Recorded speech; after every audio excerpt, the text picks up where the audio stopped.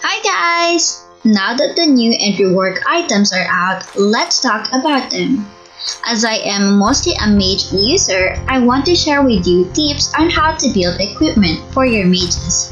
CDR items. There are lots of items now that gives additional CDR, which means it's easier to get to 40% max CDR if you plan on it. Here are these items.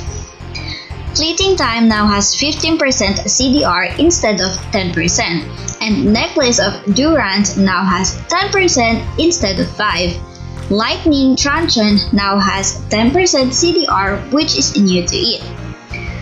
So with this, you can use different builds for you to be able to reach max CDR if you wish to. Notice that the Fleeting Time's passive now activates even for assist. If you get an assist or a kill, it will reduce your ult's cooldown by 35%. To put it into perspective, let's do the math. Here is Vexana. She has Fleeting Time, Necklace of Durance, and Enchanted Talisman equipped, which maxes out her CDR to 40%. Her ult has 60 seconds cooldown. Reduced it by 40% will give it just 36 seconds. Now, she used her ult to an enemy which will damage the enemy for 8 seconds. At that time, the cooldown of her ult should be at 28 seconds. Let's say after the 8 seconds, the enemy died, giving Vexana a kill. Fleeting Time's passive activates, which will reduce that 28 seconds by 35%, which will get 18.2. But after the 8 seconds, her ult will spawn a ghost which will last for 20 seconds, effectively giving Vexana another chance to use ult just after her ult ended.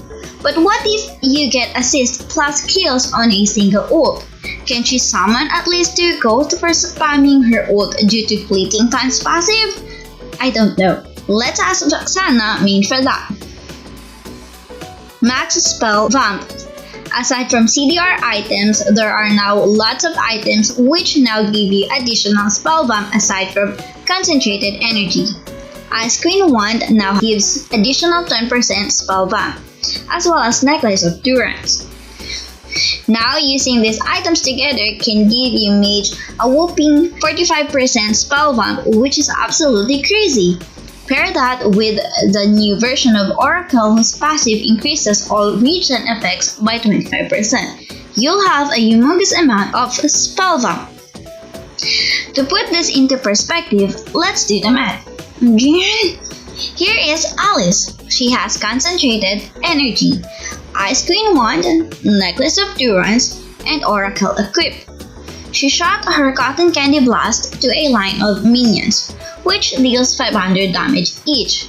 45% of 500 will be converted to region amount, which is 225, and adding the passive of Oracle, which will increase the amount of region amount by 25%, will make it 281. Multiply it by the 3 because there are 3 minions in the line.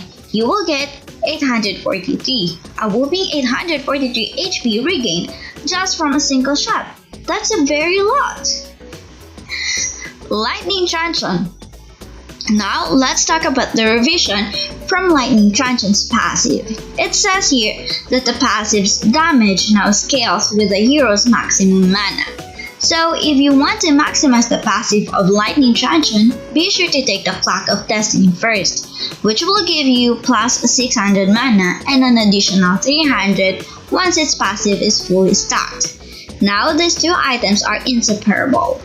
To maximize the damage from Lightning Truncheon, you could also build Ice Queen Wand, which will give you plus 150 mana.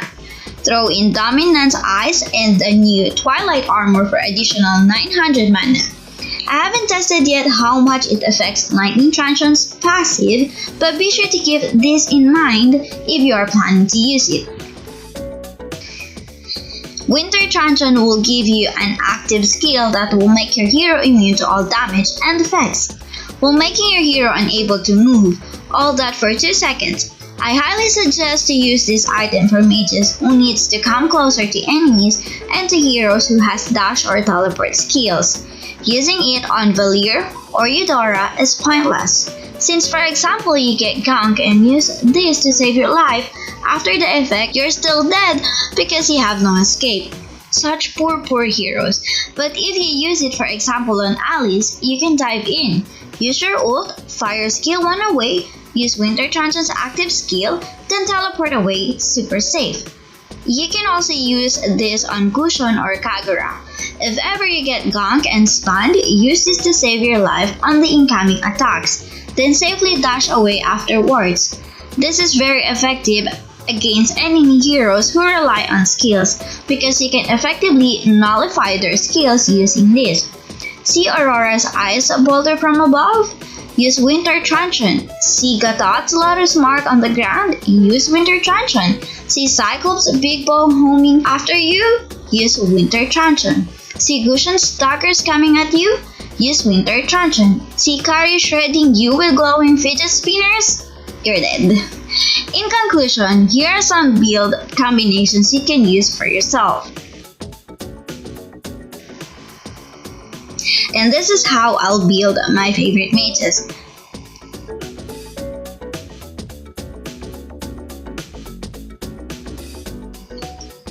I hope you learned something in this video and hope you adapt to the new items and new meta.